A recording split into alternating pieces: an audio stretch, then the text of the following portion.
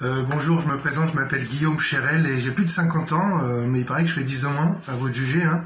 Je suis né à Paris et j'ai grandi en Seine-Saint-Denis dans le fameux 9-3, mais il n'y a pas trop de quoi se vanter. Quoique ça m'a inspiré un roman qui s'appelle Zarma Zarbi et Les Enfants Rouges, qui paraît-il est mon meilleur, où j'évoque mes amis d'enfance en HLM avec qui je joue au foot. Je parle vite parce que j'aime pas trop cet exercice, vous avez vu, je suis en train de lire. Je me suis installé à Marseille parce que j'adore cette ville, non pas pour le foot forcément, mais parce que c'est une ville très romanesque. Quand j'étais plus jeune, comme j'ai pas pu être footballeur, je dis souvent en rigolant, j'ai décidé d'être écrivain. C'est le jour où j'ai découvert Jack London en lisant Cro-Blanc, L'appel de la forêt, parce que moi la littérature ça m'ennuyait, je faisais beaucoup de fautes d'orthographe. Et j'ai découvert qu'un écrivain, ça pouvait voyager dans le Grand Nord, faire de la boxe. C'était avant tout un homme d'action, éventuellement un boxeur, un amoureux de la vie. Donc moi, ça m'a fait rêver Jack London. Après, j'ai lu Stevenson, L'île au trésor, Joseph Conrad, Blaise Sandra, Hemingway, Kerouac, qui est juste derrière moi, Panaïtis Rati, un Roumain, Henri Miller, Joseph Kessel, Romain Gary. Donc c'est un peu comme si je vous citais des footballeurs de mon enfance. Michel Platini, Socrates qui est là, enfin non, ouais, il est là, Socrates, Zico, Maradona, Waddle, Marseille, Zidane, Mbappé. Donc pour moi, c'est des gens très importants, les footballeurs et les écrivains, ça m'aide à vivre. J'ai beaucoup voyagé, donc comme Jack London au Maghreb, j'ai traversé toute l'Algérie et dans des endroits où maintenant ça devient dangereux, jusqu'à Adrar. J'étais en Afrique aussi, au Mali, Sénégal, j'étais aux États-Unis, j'ai traversé le pays plusieurs fois en bus Greyhound et j'ai fait du stop. J'ai été en Russie il y a longtemps, en Mongolie pour écrire un de mes polars qui s'appelle Cadavre, Vautour et Poulet au citron. J'étais en Chine, en Guyane, aux Comores, chez mes copains avec qui j'ai grandi, à Anjouan, et pas à la Grande Comore, mais à Anjouan et à Mayotte. J'ai vécu un an à La Réunion aussi, il m'est arrivé plein d'aventures là-bas, à La Réunion, dans l'océan Indien, et puis aussi plusieurs mois du côté de Toulouse. Pour moi, un écrivain, c'est un homme engagé dans la vraie vie, et pas dans le monde, pas seulement imaginaire et la fiction. J'aime bien mélanger la réalité et la fiction dans mes livres.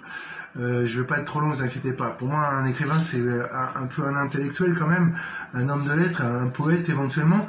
C'est un artiste, un penseur, mais c'est surtout un homme d'action. J'aime pas trop les intellos nombrilistes qui se la racontent, c'est pas mon truc, c'est pour ça que j'écris des polars. Donc pour moi, un écrivain, ça se prend pas trop au sérieux parce que ça prend du recul, ça a éventuellement de l'humour, et grâce à la lecture, à l'écrit, ça aide à prendre du recul. Donc c'est pour ça que j'intègre de l'humour dans mes polars. Je pense que la littérature, ça doit être un moment de loisir récréatif pour s'évader, aussi pour réfléchir, mais pas forcément pour se prendre la tête. Ou alors il faut que ce soit génial comme Michel Houellebecq, vous en avez entendu parler, c'est souvent intéressant parce que ça dérange. Un écrivain, ça peut être aussi quelqu'un qui dérange, comme dans le rock. Bon bref, si j'ai commencé dans une collection du poulpe, comme la bestiole à tentacules, c'est pas un hasard, c'est parce que Jean-Bernard Pouy, son créateur, est quelqu'un qui m'a vraiment mis le pied à l'étrier, qui m'a beaucoup servi, et parce qu'il a de l'humour et qu'il est un très bon écrivain. Et c'est ce que j'espère, c'est que cette rencontre que nous aurons, elle soit un peu comme celle que j'ai faite avec Jack London et Jean-Bernard Pouy.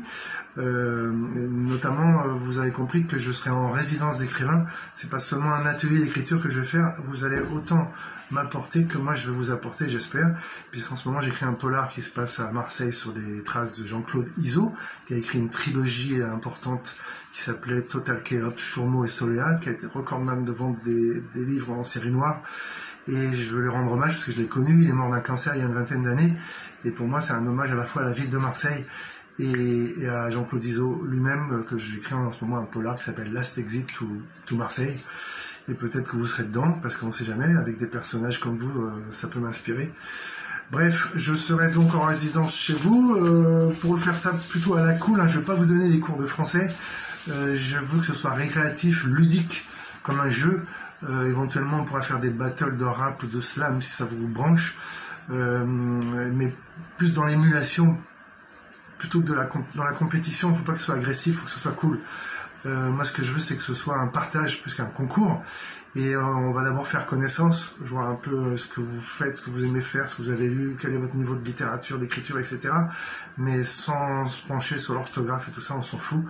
L'essentiel pour moi, c'est que vous soyez un peu différent après cet atelier d'écriture et résidence d'écrivain pour moi, comme je l'ai été différent après avoir lu Jack London dont je vous ai parlé, et Kerouac qui est derrière moi, et Socrates qui est sur mon t-shirt, et Jack London et Jean-Merle Larpouille qu'on appelait JB comme le whisky. Bref, à lire sans modération. J'ai parlé vite, mais comme ça c'est fait. Je vous salue, à bientôt.